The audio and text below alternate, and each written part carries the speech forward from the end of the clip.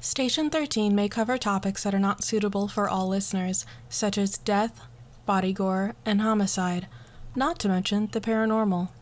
We also like to swear on occasion. Viewer discretion is advised. Welcome back to Station 13. Grab a glass of wine and put your kids to bed. This is DJ Void, signing back on.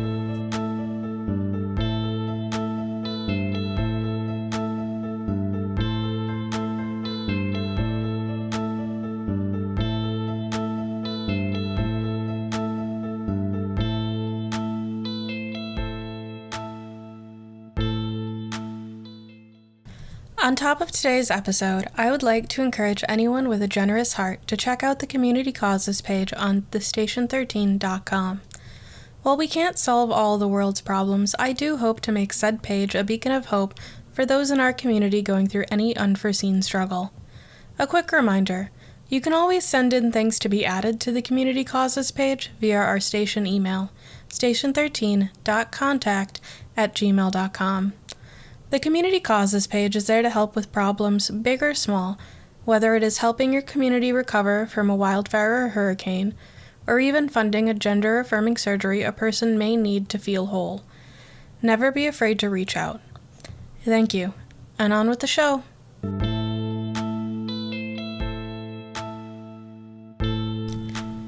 Hello everyone, and welcome back to Station 13. I hope you all are having a lovely fall now that things are finally starting to change colors. Speaking of which, I've noticed an influx of tourists to Wisconsin recently, just for the trees. I do really hope these people know what they're walking into. I know every state has their own creepy crawlies, but ours are just built different. I mean, I don't know how often you have to worry about a six-eyed moose mistaking your car for a convenient napping spot south of Illinois, but that is definitely something to keep in mind up here. Not to mention the garbage gerblins. Yeah, they look cute, but hopefully people know better than to touch them. Anywho, before I forget, last show I mentioned that I'd be able to get my hands on the autopsy of the infamous feline Patches. I do thankfully have that paperwork in front of me now, and it seems there isn't actually too much to share. Though I will say the crazy cat lady that brought Patches to life was indeed off her rocker. As it seems, the creature wrapped in the fur of the local strays like some sick, twisted version of a furry was simply a crypt. How she managed to tame one and make it act like a cat is a mystery to me, as they're usually rather violent creatures. I was kind of hoping for a more thrilling reveal, but I suppose the height and its ability to sow terror in the community now makes a whole lot more sense. Aside from that disappointing news, I luckily haven't received any other strange packages at my door, or haunting figures on my doorbell cam in the last few days. However, due to it being spooky season, I did manage to convince a few old friends to send in stories to grace the show, so prepare for a not-so-lighthearted episode of Mundane Spooks ahead, my friends. The first story I will be sharing with you today includes a rather odd addiction, so let's jump right into it while the iron's hot. Ever since I was little, I found myself drawn to the oddest things. My mother even claims that I wouldn't stop crying until I heard the crows outside my nursery window. So I suppose it's not entirely surprising that I'd find myself in the situation I'm in now. It seems I've become more like the beings of the woods than a human. You see, I find myself in an awful predicament, as I have become addicted to something quite peculiar. Now, before we go judging those we have not met, I have discovered that I am not the only one with such unique tastes. This past weekend, actually, I was invited to a lovely home to indulge myself in such an addiction. And let me tell you, the awe you can inspire in people for things you see as mundane can be immense. Alright, before I ramble on too long in my own obscure way of telling a story, it's probably best if I let you know what this addiction of mine is. Simply put, I am addicted to eating things one probably shouldn't. Dead horrors, hornets, and even occasionally sharp objects. Note, these things are not something you should consume if you have the constitution of a normal human, but to me, these are but snacks in my day-to-day life. When I was little, similar to Void, My mother told me the story of little Norma, and while I may not crave massive portions or human flesh, I do find the similarities. My mother, the concerned parent that she was, even took me to the doctor as a child when she caught me eating a butter knife. However, by the time a doctor was able to x-ray my stomach, the knife was dissolved. Of course, we aren't quite sure how I can chew these objects, or how my stomach is able to process them at the present. It's quite the oddity, however, to be in a room with a handful of people that suffer or thrive from similar afflictions. Though this little gift has gotten me in trouble more times than I'd care to mention. Like when my first boyfriend walked in on me eating a dead three-eyed monster that had attempted to take up residence in our apartment. Of course, this led him to take up a knife in fear of me, only for me to take his weapon and simply eat it. That may have put me in the hospital for a few days on a psychiatric hold until my mother was able to clear the air. I know this isn't necessarily the story you were looking for, but sometimes there is a thrill and eeriness in the mundane. Now, I don't know which one of my friends sent in this particular story, but I do hope they tell me. It'd make Christmas and birthday gifts so much easier if I could just buy them a nice set of high-quality cutlery for their consumption. Now, for a brief break as I sort out the rest of today's show.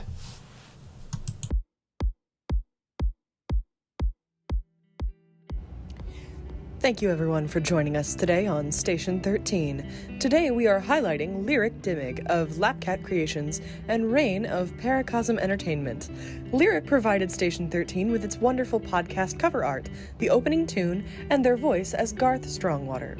If you like their work or would like to view other pieces they have for sale, including some very cute knit items, check out their website, lapcatcreations.square.site. That's LAPCAT-Creations.square.site. Rain lends their voice to our wonderful weathercaster, Misk, and you can find their voice elsewhere on their podcast, Onward and Onward, and Paracosm Entertainment on Twitch and YouTube. Would you like your horror story to be featured on Station 13? Or maybe your own favorite local cryptid? And what about your newest music? Maybe you even wish to support what we endeavor to do here and help our staff feed their fluffy co-hosts. Well, head over to thestation13.com. That's TheStation 13.com. For the link to our Patreon and submission information.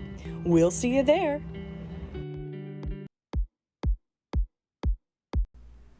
Good morning, noon, or night, everyone. Garth Strongwater here yet again with the news. Now, I don't have a ton of exciting things to share with you today, other than the fact that the beast that once resided outside my window seems to be on the mend. I've also affectionately named him Gregory, and I'm excited that I should be able to pick him up within the next few weeks. I don't know if he'll prefer to continue to sit outside my window or stay inside full time now, but I suppose we shall see. Alright, in actual news, we are now T-minus 3 days until Halloween, and I still see so few decorations to scare away the creature that walks that night. Remember last year how everyone who didn't decorate had their house covered in ooze? Well, that's what you should look forward to this year if you do not decide to decorate. Of course, those that don't acknowledge holidays are usually left alone, but you never know how the creature will choose to respond. Now, before I send you all back to Void, remember to always check your kids' candy. While most scary stories involving razor blades and treats are made up, it's always safer to check first. Also, no one's going to give your kids hard drugs. Honestly, folks, that shit is expensive.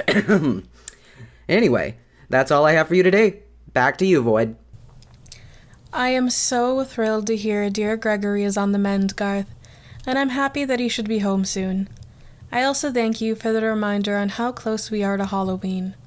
I know my house is decorated, but I also know a few of my neighbors have yet to comply. Oh, speaking of neighbors, I probably should squeeze some confessionals into today's show, so I might as well do that now. But first, I must announce there is an HOA meeting for members of the Hollow Creek community over 45 on the 2nd of November. All right, on to the dirty laundry. Let's see what's in store for us today. Here we go. I have been hiding bits of raw shrimp in my boyfriend's house. I know it'll go bad in the next few days, and I'm just waiting to pull the trigger on the breakup. Oh wow, that one's a little hardcore. Not only will that stink his entire house up, but it'll sure attract garbage gerblins.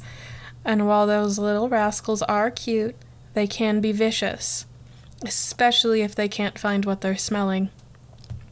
I do, however, sense some tea here, so I hope this person writes in again with the info. Alright, what's next? Here we go. I've found a new love, and while I feel bad for my old one, and that it will go untouched now, I just can't stop myself from drowning in the beauty of this new model. It is a sin to love something that cannot comprehend love, is it not? Ah, this is the car guy. Yes, my neighborhood has a car guy.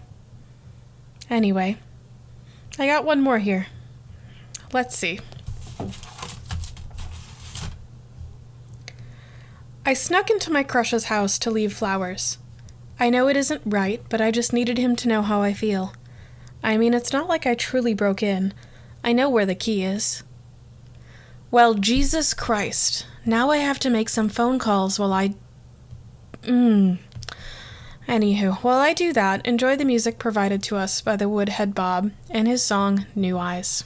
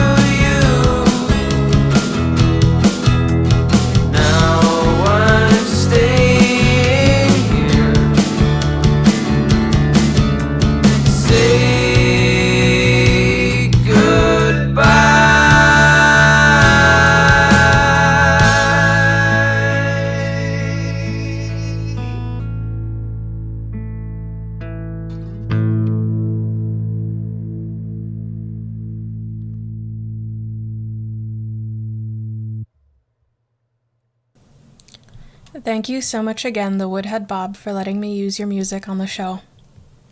If you like the music you just heard, please follow the link in the show notes to the Woodhead Bob Spotify and give him a follow. If you would like to have your music shared on the show, please feel free to reach out through our website, thestation13.com. Oh, and an update on the calls I just made. It seems my neighbor is going through something far too similar to my own experience. So for now, we're getting him arranged somewhere safe while we get his locks replaced and a security system installed in his home. Now, with that taken care of, I do have some disturbing news for the few of you Hollow Creek residents that take the time to listen to the show. It seems our local neighborhood watch has noticed an increase in forest creatures lately, and not the cute bunnies our locals were feeding to the owls. This doesn't bode well, as fall will be over shortly, and this most likely means our local woods will become their winter nesting grounds.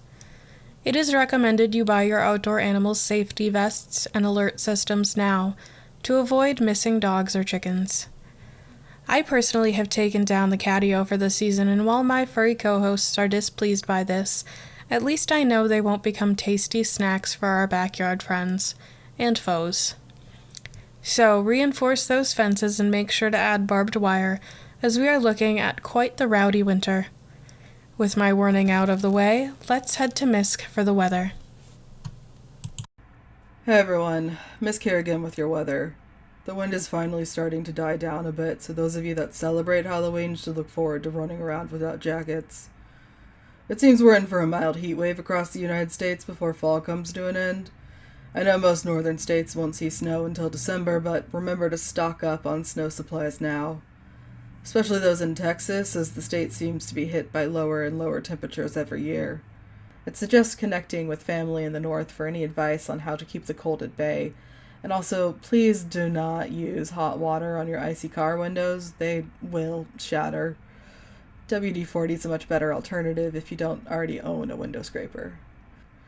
Now, with Halloween around the corner, keep in mind that the moons turn an ominous shade of blue and red come the 31st.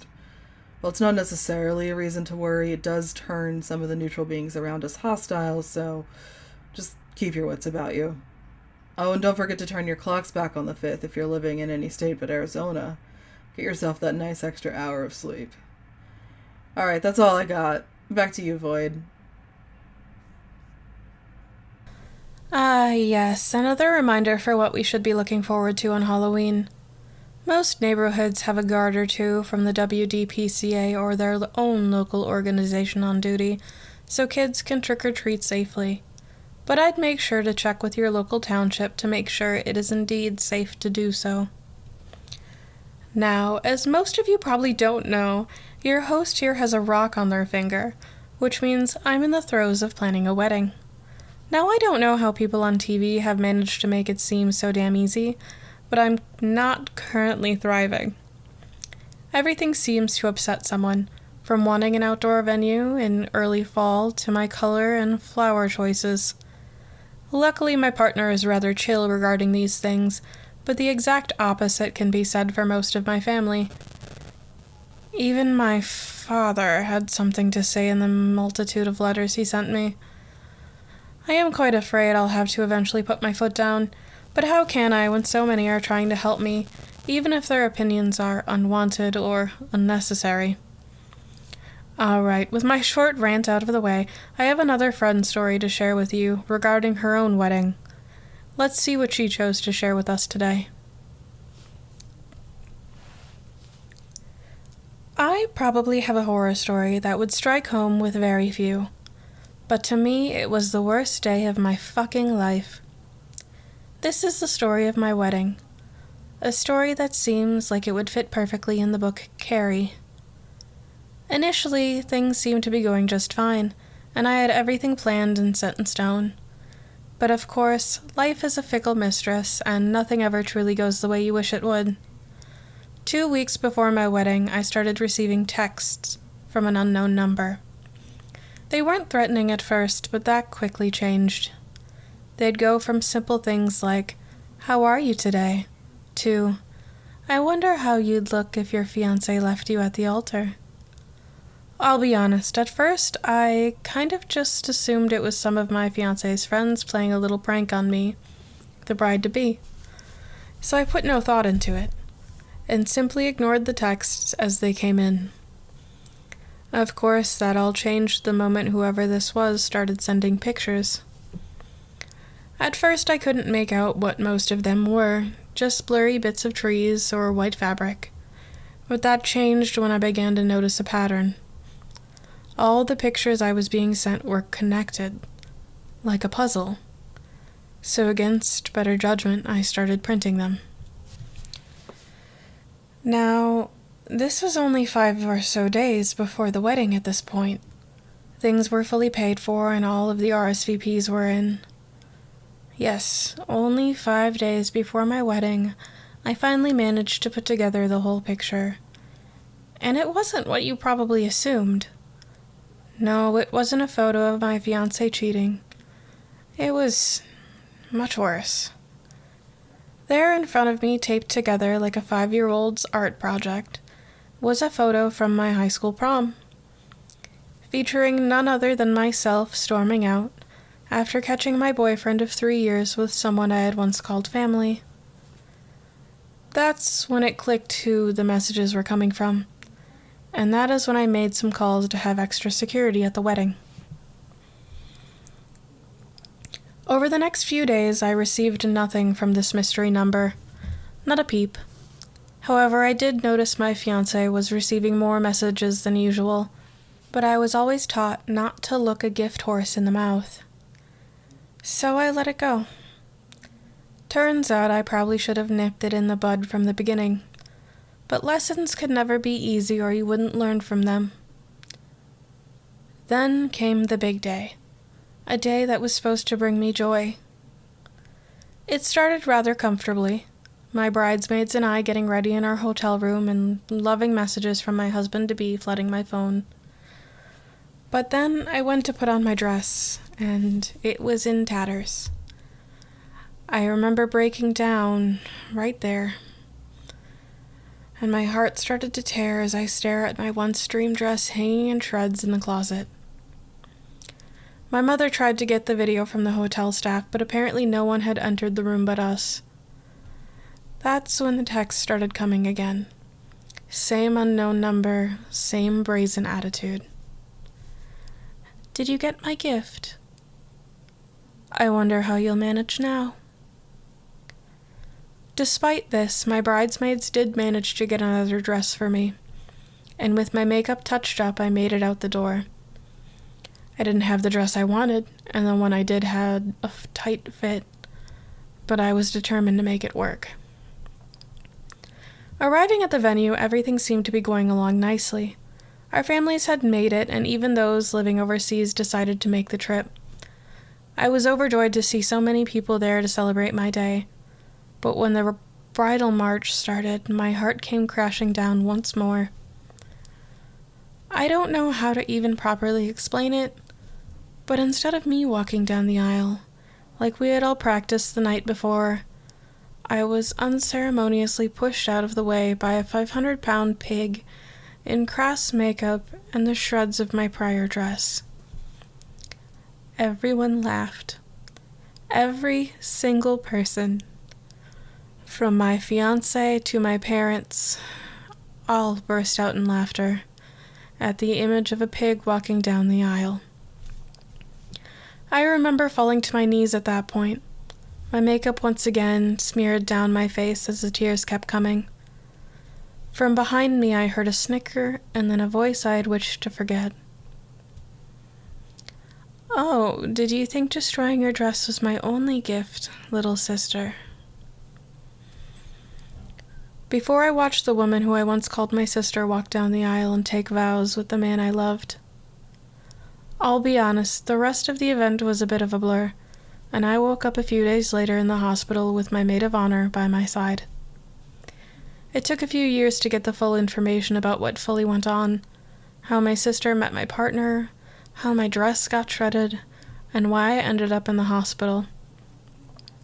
I'll keep it as short as possible, but simply put, my mother had introduced my sister and partner when she started planning my bridal shower earlier this year. And as the conniving snake my sister is, she wanted what was mine. Of course my mother would do anything for her darling firstborn, so she solicited their meeting and encouraged their relationship. Hell, I found out my mother was actually the one to shred my dress. Turns out a few bridesmaids had caught her, and she threatened them to stay quiet. To top everything off, I was even drugged while I was getting ready. But apparently my mother can't read proper dosage and basically put me in a coma for a few days. Needless to say, I've since cut ties with my family, and I've kept in touch with only one person from that wedding. My maid of honor. Thank you, Void, for being such a good friend, for being the only person to sit with me until I woke up. Ah, Jesus fuck, you're gonna get me all sentimental. I said scary stories, not ones that would make me cry. Ah, fuck. For now, let's head over to Cryptid Watch so I can clear my eyes.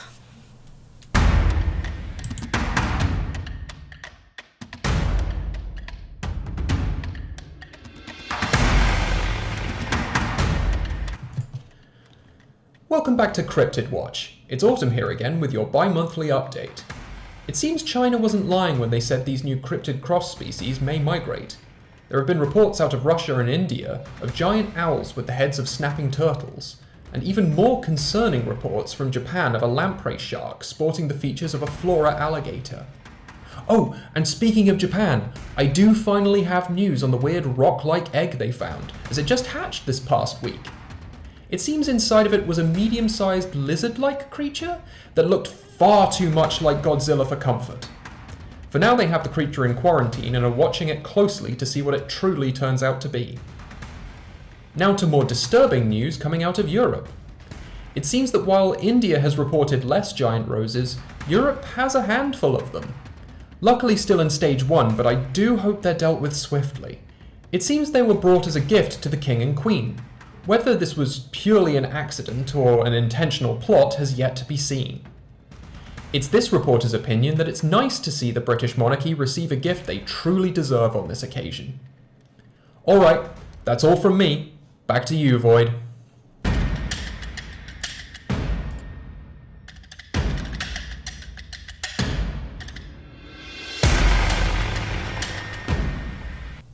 Thank you, Autumn, and boy are those cross cryptids unnerving. Jesus, I really wonder what goes through some people's heads. I remember when someone tried to make their own cat girl and ended up with a panther with human intelligence. Of course, that panther went on to win a Nobel Prize, but it also killed its creator. So, tit for tat. Alright, on to the cryptid research. For today's show, I decided to search up the Coal Hollow Road Monster. Let's hop into the report. Every state has their own variation of the Bigfoot. For Illinois, one of those variants goes by the moniker of Cohomo, otherwise known as the Coal Hollow Road Monster. Of course, like many others, this monster was eventually stated to be a hoax, but why not listen anyway to hear how the story unfolds? The first sighting of the Cohomo was reported in May of 1972 by a young man named Randall Emmert. He claims he had seen a large white-haired creature in the woods near Coal Hollow Road in Pekin, Illinois, even going so far as to call into a local radio station to describe what he had seen. As you can probably guess, Randall came forward years later to admit they had never actually seen anything. However, that couldn't stop over 200 individuals from calling the East Peoria police shortly after the initial sighting, claiming to have spotted the same creature. One caller even claims they caught it destroying their fence. Following a few months after the initial sighting in May, 100 people took to the woods to look for this creature, only to have the search party called off when a volunteer shot himself in the foot. This was followed by more calls to the police station. One person even claimed to see the creature swimming in the Illinois River, and a few days later, another called claiming to have seen it near an abandoned mine. The last sightings, however, were reported by 2 reliable citizens who claimed to have seen a large creature swimming in the river once more. They got up close enough to claim the creature smelled awful and looked like a cross between an ape and a caveman. Many do truly believe the Cohomo to be a hoax, but many more out there believe it to simply be a Bigfoot wandering through, and that it evaded capture simply by continuing to wander. Of course, evading capture to this day, there are still some reported sightings of such a creature all around Illinois. So can we really blame Randall for lying when it has led others to share what they've seen? Now, while I don't necessarily blame Randall for creating such a hoax, I do think it was rather rude for him to go so far as to call a radio station. Of course, I can't really blame hysteria either, as Bigfoot and creatures similar to them have been reported everywhere. Why should Illinois be any different? Anywho, I know so far our story today hasn't been very spooky, and to apologize for that, and with only 3 sleeps left until Halloween, I figured I'd dig out one of my more unnerving letters to share with you today. So buckle up and let me share with you the tale of a young woman named Rose, whose stories were found in the attic of a listener. You see, like letters we've received in the past, Rose was a transmigrant. Now, I don't wish to spoil too much, so let's just get right into it, shall we? Hello, Station 13 crew. My name is Victoria, and I believe I've found something that may interest you. Specifically something for you to read on your show. Recently I found myself in possession of a rundown mansion, and as I was cleaning out the attic, I discovered a stack of letters from a woman named Rose. After reading through these letters, I knew you just had to see them for yourself. So enjoy! That was the lovely note attached to a stack of about 30 handwritten pages detailing the life of our dear Rose. For today, I'll only read to you the first half, to give you a reason to tune in again. Here we go. My name is Rose, and I don't belong here. But since I don't see any way home, I have decided to write about my time here. Or should I say, the woman that took me in convinced me to write about it. How did I get here? Well, that isn't something I can answer yet. I simply remember falling asleep in my warm bed after a night out with some friends and waking up in a field. Above me, 2 moons hung overhead, and I thought I had simply entered a lucid dream. I am only 16 after all, so extremely vivid dreams aren't entirely rare for me. This all changed, however, when I was greeted by the face of what I can only describe as a ghoul staring at me from the tree line, a few feet away. That was the moment reality truly struck as I felt the grass beneath my fingers give way, as I forced myself up and into a run. And as it seemed my luck had truly run out, the beast began to chase me. Luckily it didn't take long before I was standing at a stranger's back entryway, and fervently slamming my fists against the door. I will thank my stars until the day my heart stops beating that someone answered.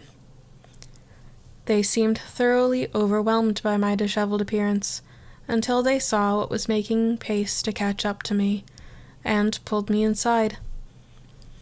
The ghoul didn't stop its pursuit, however, and as this kind woman closed the door and shuffled me behind her, it promptly slammed into it.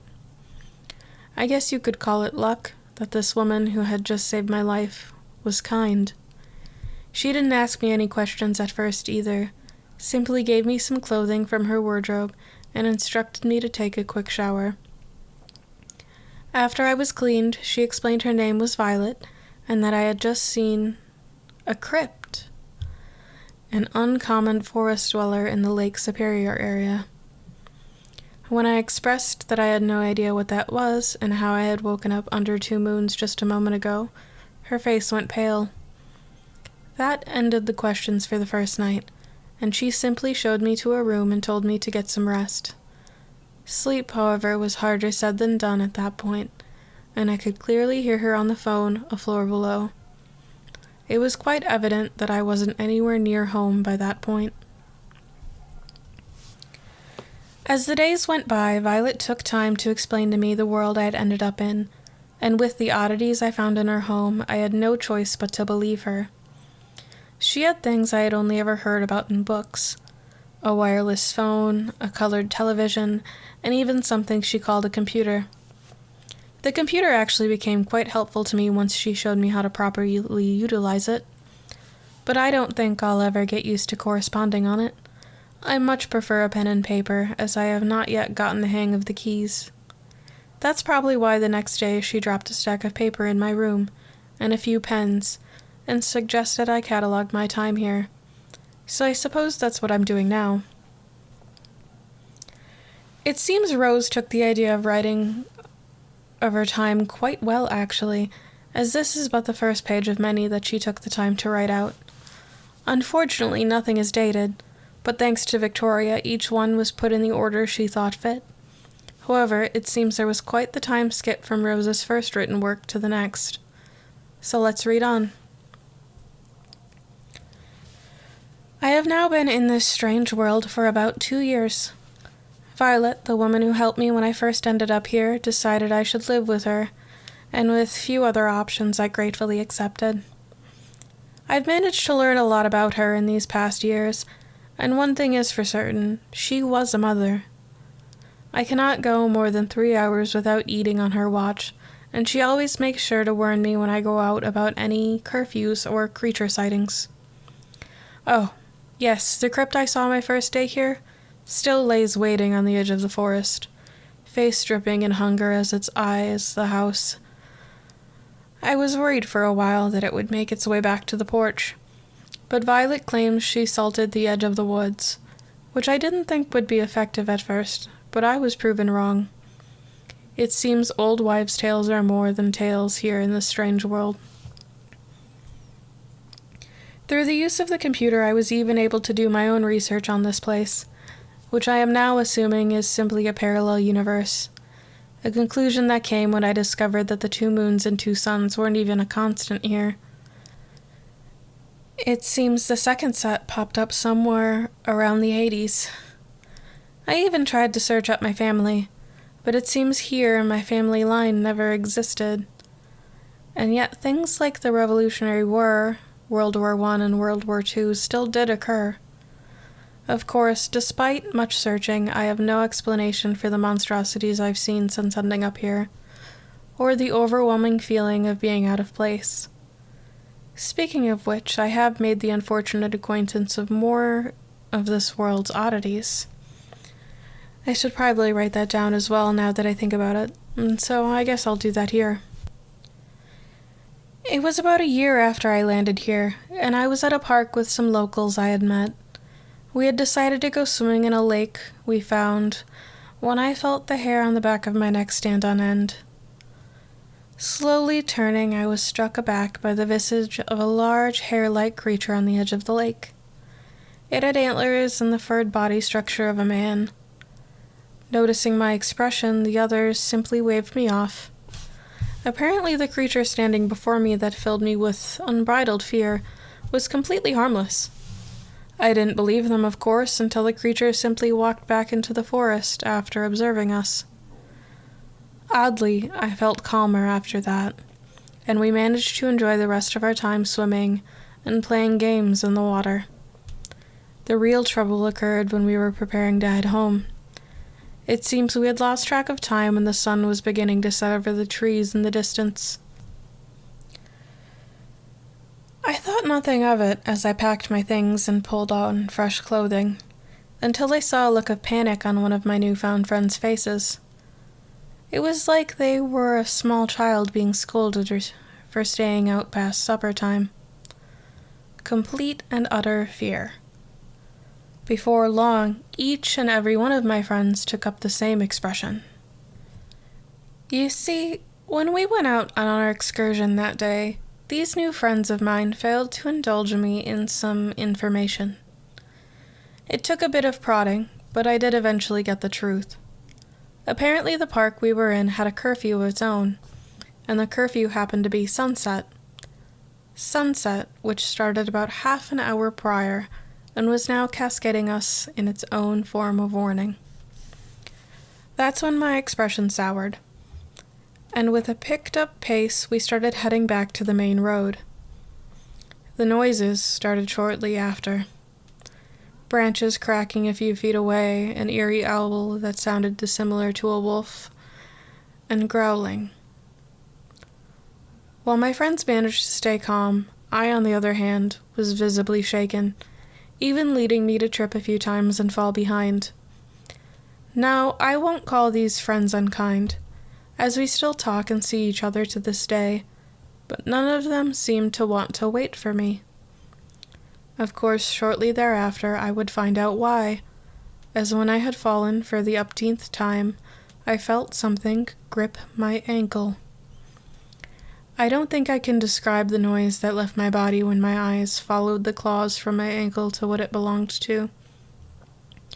The crypt I met on my first day here haunted my nightmares, but what I saw then would haunt my waking life for months onward. I won't lie. As frantic as a teen girl can be, I kicked it, square in the face, forcing it to jolt back and release me. This luckily gave me the time I needed to pick myself up and run the rest of the way out of that accursed park. When we had all reached the road and began to calm down, I took the time to explain the creature to my friends, each one hanging on to the description with bated breath as we began the long walk home. To describe it here, it was a creature of eldritch horror.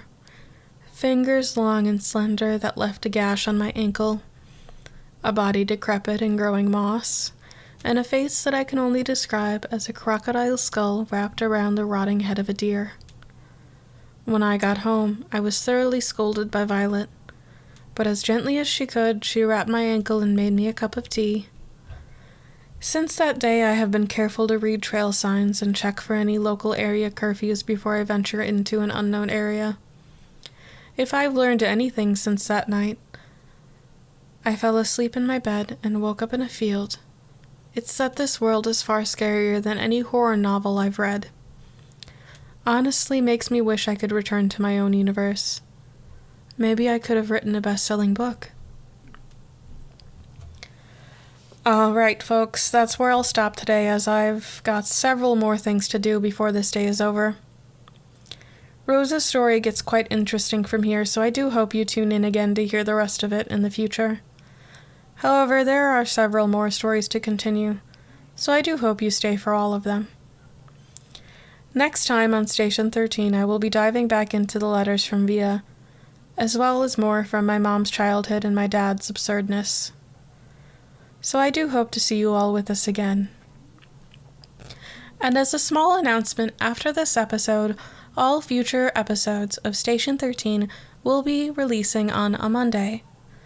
If you'd like access to early episodes, up to a week early, please join our Patreon for as little as $1 a month. Thank you.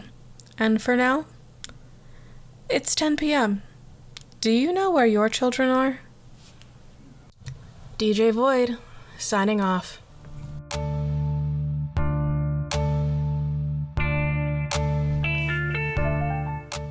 Thank you everyone for joining us again on Station 13. We appreciate the returning and new listeners alike. Now, quickly before I leave you all, I would like to give a special thanks to our staff. That includes Lyric, whom you can find under Lapcat Creations on most platforms, Rain, who can be found on the podcast Onward and Onward, and Rook, who voices Autumn, who is as ambiguous as their creation. Special thanks goes out to those on our Discord, and Kate Gardner for reading our commercials. You can find her work at kgardnerbooks.com. If you'd like to join our Discord or find our various other social medias, please peruse the link tree in the show notes at your leisure. If you find yourself enjoying Station 13, I do recommend you try the podcast that helped inspire it all, Dangerous Times at Chillhaven High. They are currently on hiatus, and now would be the perfect time to binge their tales of adventure. Anywho, that's all I have for you today, folks.